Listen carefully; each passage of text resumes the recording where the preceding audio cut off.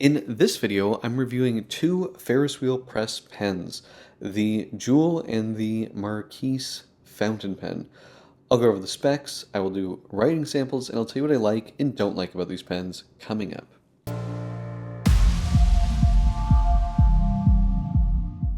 Now, I do want to say thank you to Raymond at Ferris Wheel Press. He's the CEO. I got to talk to him. Really nice guy. You know, I told him on the phone that his pens aren't really my cup of tea, and I didn't love the brush pen that I reviewed in the past. He wanted to send them to me anyway. There was no requirement for me to do a review or anything like that. So change of clothes here.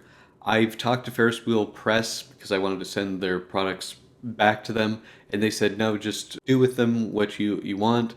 So I am going to give them away. There were going to be 3 items that I'm giving away: the View from Above Superman fountain pen and ink, the Joule pen and Twilight Symphony ink, and then the Flight of 5 number 6 nibs. So those will be the 3 items I'm giving away.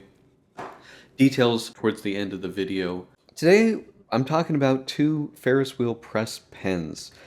And if you had seen my fountain pen tier list ranking video, I'll put that up in the corner. These were in the total Schmidt category, which was the lowest category, and they were the only pen company in there. Now, Raymond, the CEO of Ferris Wheel Press, reached out to me and wanted to talk to me. I don't know. I think he probably hadn't seen that video, but he wanted to have a conversation.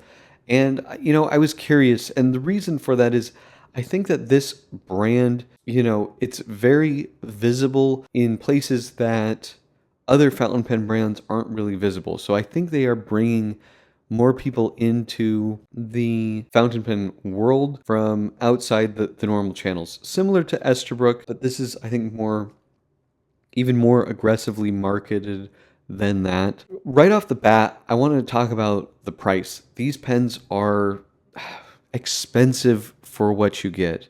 Now, if you are a Superman fan, I could see, you know, spending the extra money for a Superman pen and being okay with it. You know, I just the other day was almost pushing the trigger on buying a Ghost in the Shell G-Shock for $300 or something like that, which was ridiculous. I didn't end up doing it, but I was tempted, even though the pen itself, or the watch itself, I think retailed for something like $90, but I wanted it and it was only available in Japan.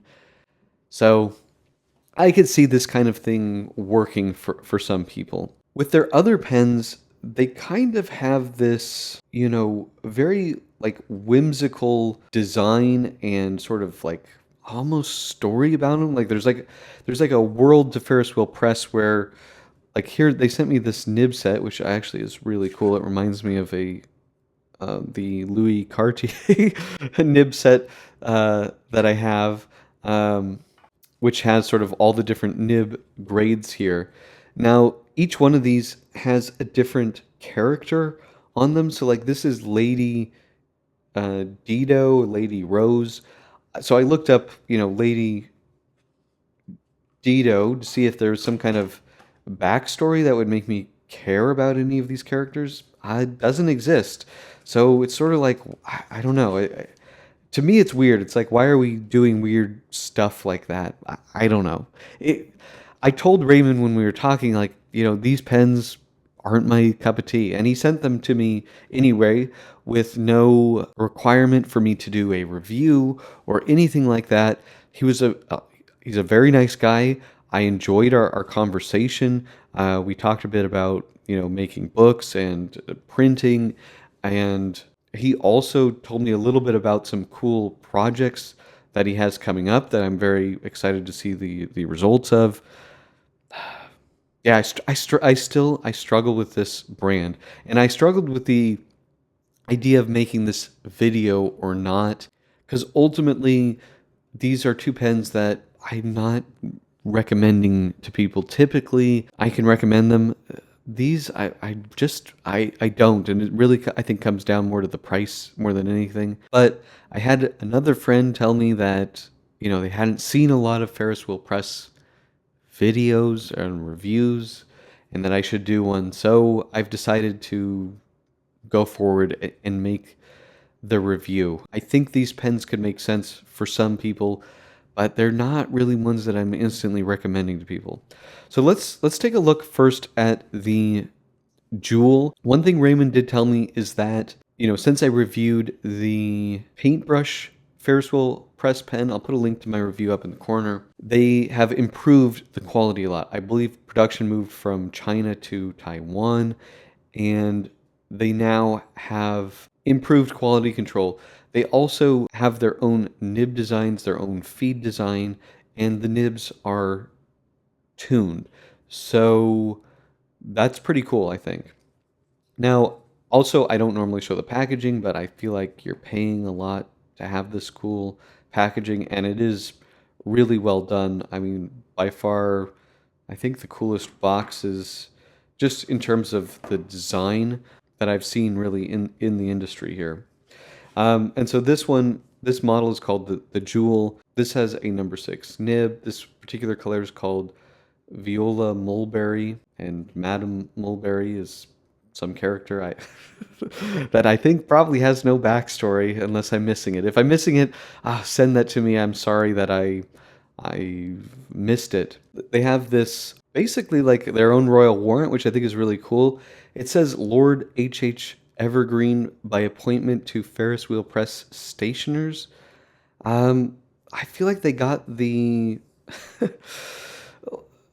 the way that like a typical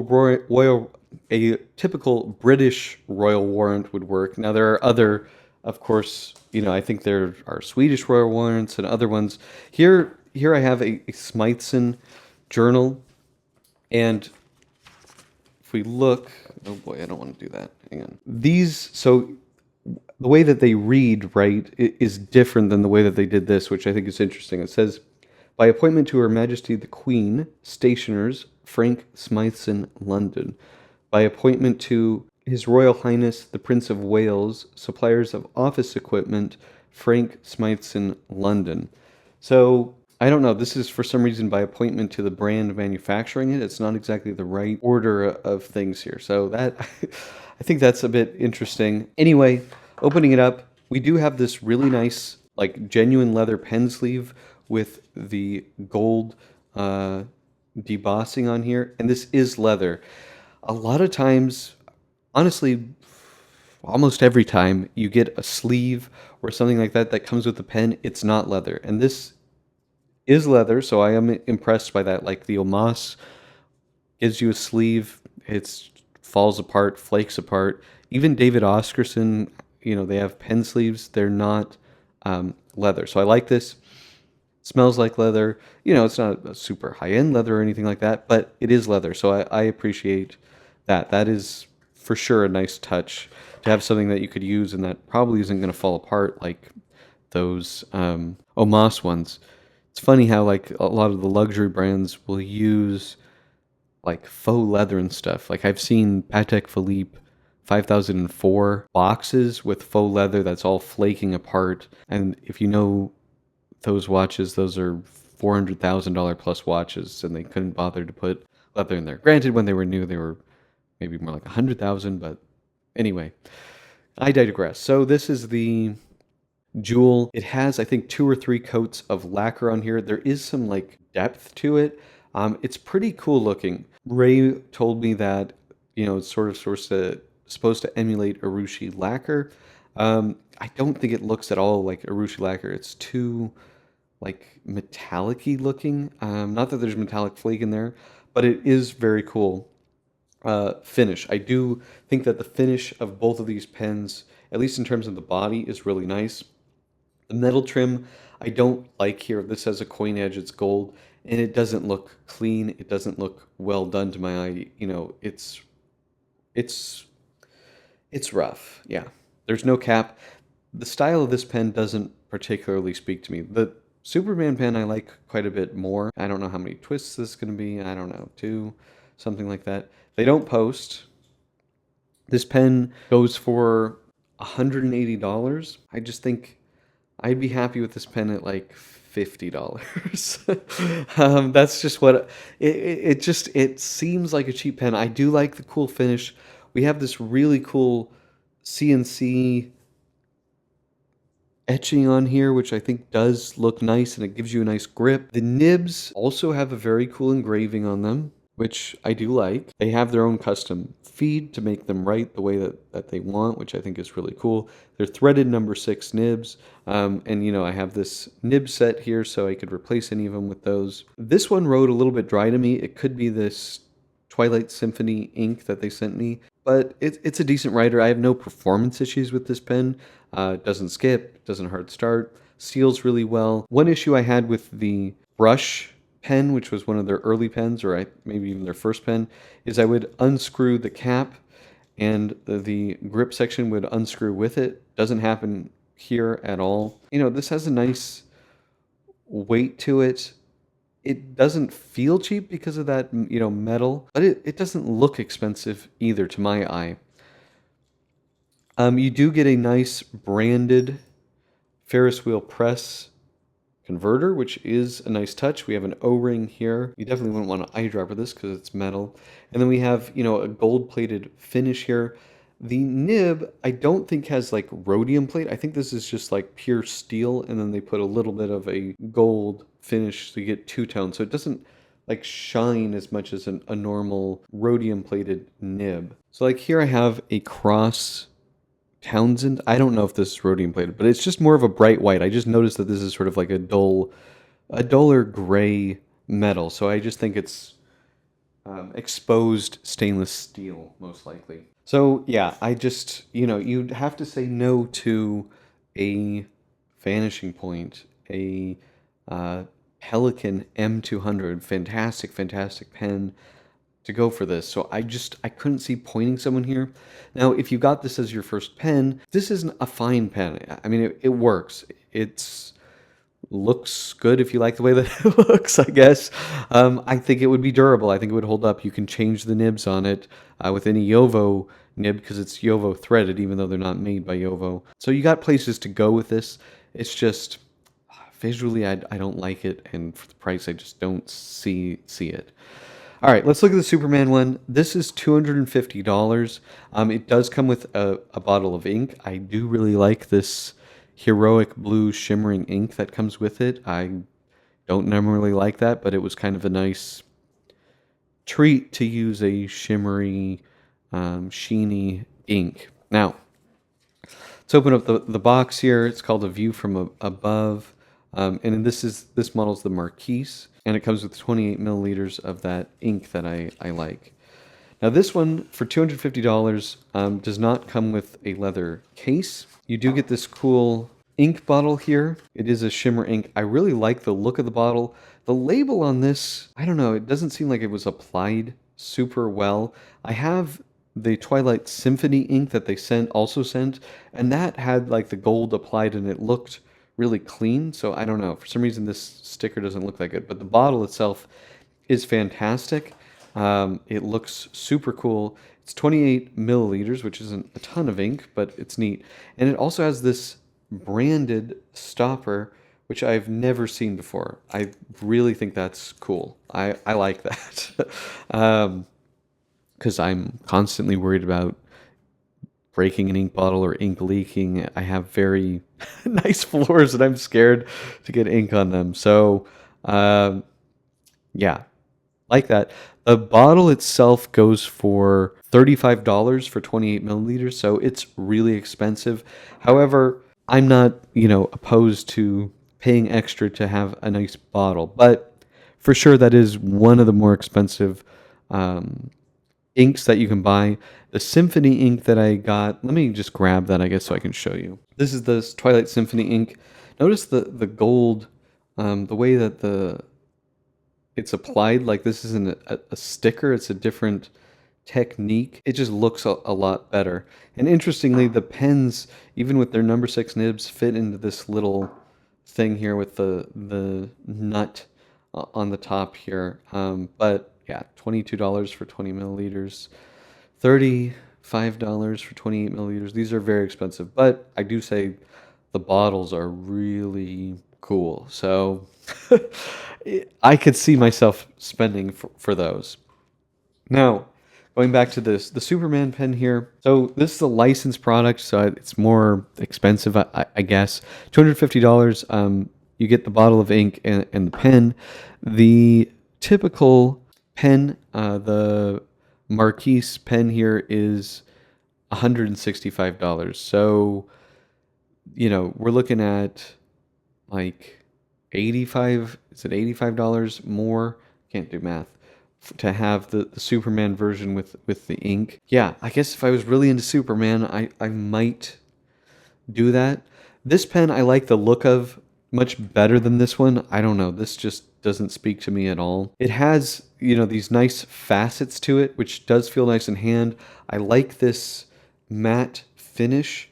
It does look smoother in person, and it feels smoother in person than what they show on their website. It looks like it has more of a grain to it. Then we have this sort of like nut here, like on the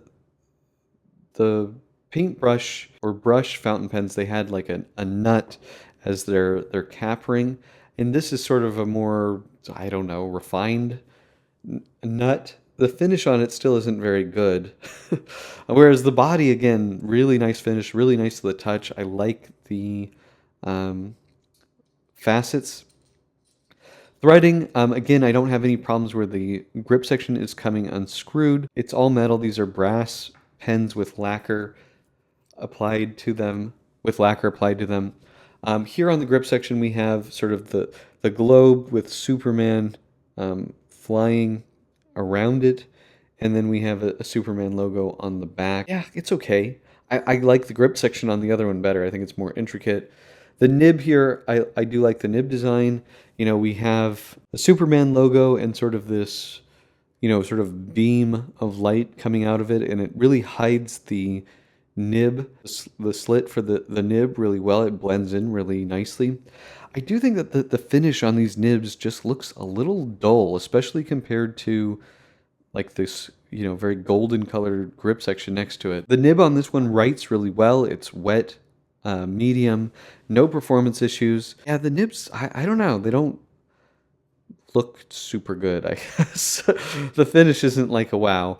And again, $250, or if you got one of the standard ones for $160, which I think have more of a gloss finish than this shiny one. Yeah, you're really close to a Pelican M200, and I mean with an metallic broad or just any of their nibs, those are so fantastic. They're basically as good as a gold nib in my opinion. You'd really have to want this pen. I don't know. Again, I feel like 50, 60 dollars. I could see this pen working. Again, you have a branded converter. The cap ring here is a little bit more proud on some sides than the others. It's not perfect. I mean, it is what it is, but it is rough to the touch, whereas like the rest of the body is really nice. So I don't necessarily love that clip. The pens, they just look, I don't know, kind of generic. So yeah, I really struggle with the prices of these pens. They're not bad pens, but they're just, I couldn't see spending the money for them or recommending someone else do. Um, let's do some measurements. So in terms of the length here, and again, none of these pens post 141 millimeters, 133, 130, yeah, I would say 133. They're narrower grip sections. I didn't find these to be uncomfortable. 9.9, and then at the very end there, 9.5. Decent sized grip section. Now let's do the, whatever this is called, the Joule, about 146. And yeah, this will roll on the desk, whereas the Superman one won't because it's faceted. 138. And the grip section here, right before the threading, is that right? 11. Okay. So this is a beefier pen. Trying to get right at the end there. 9.6. So it does have more of a taper. Yeah, both of these pens I find to be comfortable. Let's look at the weight on these. They don't post, which I don't necessarily love. 25 grams. And then with the cap, 38. And the Superman pen with the cap, 32 roughly, and 24. So you definitely get that feeling of the brass construction there. they feel nice in hand, and they write pretty nice. So for the writing sample, I'm going to be using a Papermind Tomoe River hardcover notebook. These notebooks are excellent for fountain pens and for Blake's broadcast viewers and subscribers. You can get 10% off with code BB10 at checkout. So this is the Ferris Wheel Press Marquise Superman. And this is Ferris Wheel Press Heroic Blue Shimmer Ink.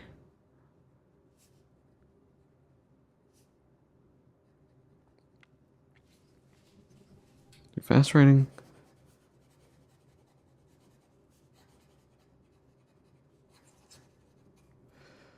No performance issues. I've had this ink in this pen for, I want to say, a week now. No clogs or anything like that. I really do like this ink. I'm not a shimmer, I'm not a sheen person, but this has both of it. It seems really well behaved in this pen. In terms of flexibility, this is a nail. You're not really going to see much of any. I mean, there's just an absolute tiny bit. Reverse writing, yeah, this can do it. It's, it's a touch scratchy, but not terribly so, and you do get a narrower line. And then let's do the other one. This is the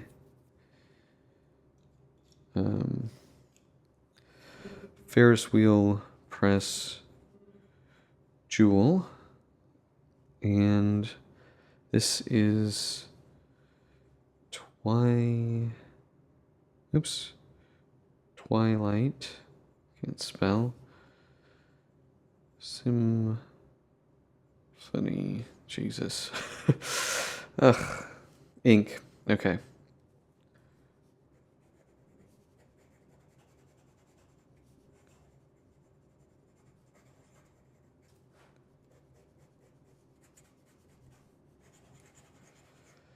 This definitely feels drier than the other pen. I'm not sure if it's the ink or the nib.